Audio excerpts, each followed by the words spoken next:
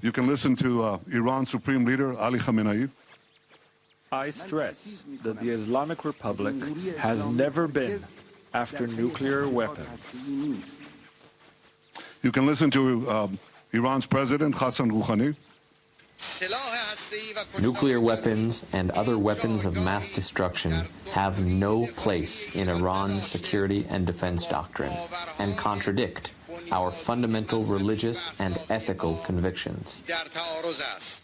This is repeated by Iran's Foreign Minister, Javad Zarif. We didn't have any program to develop nuclear weapons. Anyway, we consider nuclear weapons both irrational as well as immoral. Well, tonight I'm here to tell you one thing. Iran lied. Big time. After signing the nuclear deal in 2015, Iran intensified its efforts to hide its secret nuclear files. In 2017, Iran moved its nuclear weapons files to a highly secret location in Tehran. This is the Shorabad district in southern Tehran. This is where they kept the atomic archives, right here. Few Iranians knew where it was, very few, and also a few Israelis. Now, from the outside, this was an innocent-looking compound. It looks like a dilapidated warehouse. But from the inside, it contained Iran's secret atomic archives locked in massive files. Actually, they're a little bigger than this, okay? A few weeks ago, in a great intelligence achievement, Israel obtained 1/2 ton of the material inside these vaults. And here's what we got. 55,000 pages. Another 55,000 files on 183 CDs. Everything you're about to see is an exact copy of the original Iranian material. You may want to know where are the originals? Well, I can say they're now in a very safe place. Here's what the files included: incriminating documents, incriminating charts, incriminating presentations, incriminating blueprints, incriminating photos, incriminating videos, and more. We've shared this material with the United States, and the United States can vouch for its authenticity. We will also share it with other countries, and we'll share it with the International Atomic Energy Agency. So let me tell you the history of this material. We've known for years that Iran had a secret nuclear weapons program called Project Ahmad. We can now prove that Project Ahmad was a comprehensive program to design, build, and test nuclear weapons. We can also prove that Iran is secretly storing Project Ahmad material to use at a time of its choice to develop nuclear weapons. Here's what Project Ahmad's explicit goal was: creating nuclear weapons. This is an original Iranian presentation from these files. And here's the mission statement: design, produce, and test 5 warheads, each with 10 kiloton TNT yield, for integration on a missile. You don't have to read Farsi to see 10 kilotons here, TNT. This is the specific goal of Project Ahmad. That's like 5 Hiroshima bombs to be put on ballistic missiles. This is an original Iranian spreadsheet from the archives of Project Ahmad. Look at what it has here: yellow cake production, centrifuge enrichment process, warhead project, simulation project, and test. And indeed, when we analyzed what's in these archives, we found that Project Ahmad had all the 5 elements, the 5 key elements of a nuclear weapons program. I want to take them one by one. First element is designing nuclear weapons. This is an original Iranian illustration of a weapon. Again, you don't have to read Farsi to understand this. This is U-235, that's enriched uranium, right here at the core. That's the only place where you find in the core enriched uranium. And here's an Iranian simulation, original Iranian simulation, putting all these components together. That's the first component. Second component, developing nuclear cores.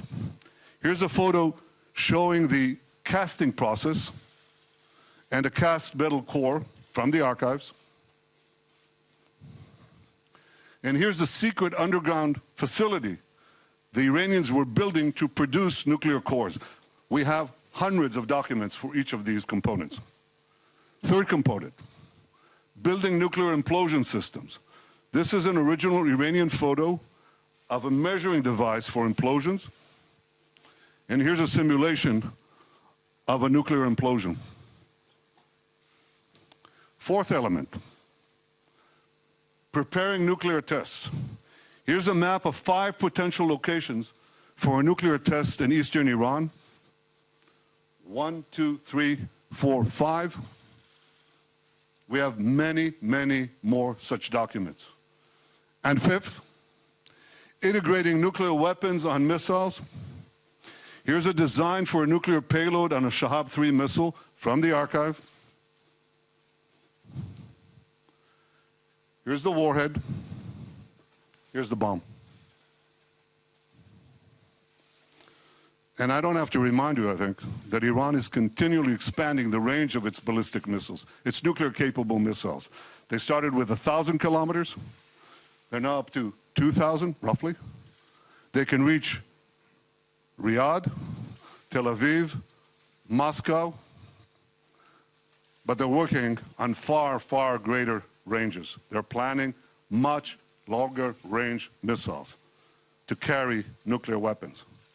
So these files conclusively prove that Iran is brazenly lying when it says it never had a nuclear weapons program.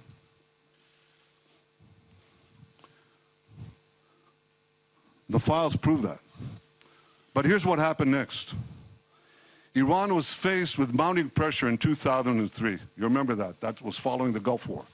So it was forced to shelve Project Ahmad.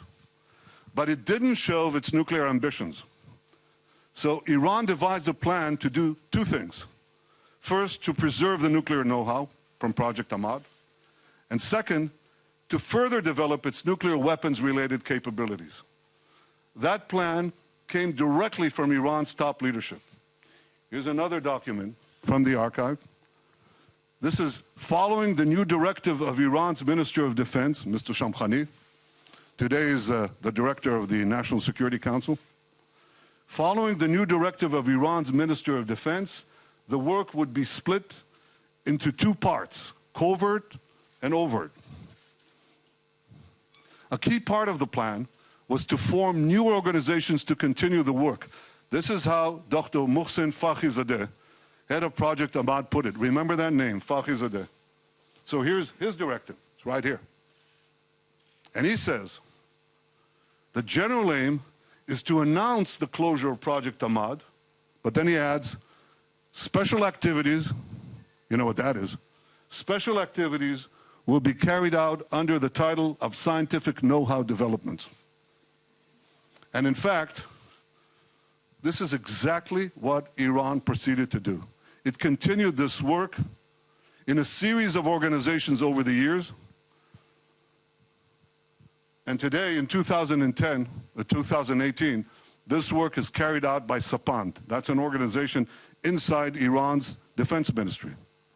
And you will not be surprised to hear that Sapand is led by the same person who led Project Ahmad, Dr. Fakhrizadeh, and also, not coincidentally, many of Sapand's key personnel worked under Fakhrizadeh on Project Ahmad. So this atomic archive clearly shows that Iran planned at the highest levels to continue work related to nuclear weapons under different guises and using the same personnel. I want to give you another example of Iran's nuclear weapons-related activities that continued after Project Ahmad. You all remember the Fordow facility? Can you show that? Fordow uranium enrichment facility. This was a secret underground enrichment facility that the Iranians built under a mountain. You don't put thousands of centrifuges under a mountain to produce medical isotopes. You put them there for one reason: nuclear weapons, enrichment for nuclear weapons. But the files show that Fordow was designed from the get-go for nuclear weapons as part of Project Ahmad. Here's an original Iranian blueprint of Fordow. And what happened was that Iran continued to build Fordow years, secretly build it, years after Project Ahmad ended. Here's what it looks like. That's the entrance. It goes under a mountain. You also will not be surprised that Iran insisted on keeping Fordow. And amazingly, the nuclear deal enabled it to do it. It enabled it to do it, but this came with a hitch. Iran was required by the IAEA to come clean, by the nuclear deal, to come clean to the International Atomic Energy Agency about its nuclear program. This was an explicit condition for implementing the nuclear deal. Iran has to come clean. So in December 2015, the IAEA published its final assessment of what it called the military aspects of Iran's nuclear program. This is the report. This was Iran's chance to fully come clean to the IAEA. They could tell the truth. They could say, we had this program, the secret program. It's over. We shelved it. It doesn't exist. We destroyed the material. Here's what Iran actually told the IAEA. It said, Iran denied the existence of a coordinated program aimed at the development of a nuclear explosive device, and specifically denied, get this, specifically denied the existence of the Ahmad plan. The material proves otherwise, that Iran authorized, initiated, and funded Project Ahmad, a coordinated program aimed at the development of a nuclear explosive device. Here's another document from the archive. This is a master plan of Project Ahmad. Iran said to the IAEA, no work has been conducted with multi-point initiation. This is multi-point initiation. You got to forgive me. This jargon, this scientific terminology is something that is necessary to understand the production of nuclear weapons. But here's what they say. No work has been conducted with MPI technology in hemispherical geometry. But again, the archive shows that this is a complete fabrication. Iran conducted extensive work with MPI technology in hemispherical geometry. Here's an example. Hundreds of more documents prove it. Iran said to the agency that it had not conducted metallurgical work specifically designed for a nuclear device. But the files again show that this is a lie. Iran conducted extensive metallurgical work specifically designed for a nuclear device. Here's an original Iranian photo, plenty more in the archive. So what I've shown you tonight is just a fraction of the total material that we have. But even from this sample, you can draw four main conclusions. First, Iran lied about never having a nuclear weapons program. 100,000 secret files prove that they lied. Second, even after the deal, Iran continued to preserve and expand its nuclear weapons know-how for future use. Why would a terrorist regime hide and meticulously catalog its secret nuclear files if not to use them at a later date? Third, Iran lied again in 2015 when it didn't come clean to the IAEA as required by the nuclear deal. And finally, the Iran deal, the nuclear deal, is based on lies. It's based on Iranian lies and Iranian deception. 100,000 files right here prove that they lied. So here's the bottom line. Iran continues to lie. Just last week, Zarif said this. We never wanted to produce a bomb. Again? We never wanted to produce a bomb. Yes, you did. Yes, you do. And the Atomic Archive proves it. The nuclear deal gives Iran a clear path to an atomic arsenal.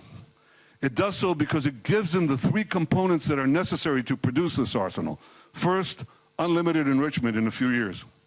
And they plan to do that. They plan to have several 100,000 advanced centrifuges with which they can enrich mountains of uranium for that core that I showed you before, for many, many such cores. Second, it completely fails to address Iran's continuing development of ballistic missiles. And third, and this is new, it completely fails to address Iran's secret nuclear bomb program and its advanced work on weaponization. We just did. So this is a terrible deal. It should never have been concluded. And in a few days' time, President Trump will make his decision on what to do with the nuclear deal. I'm sure he'll do the right thing. The right thing for the United States, the right thing for Israel, and the right thing for the peace of the world.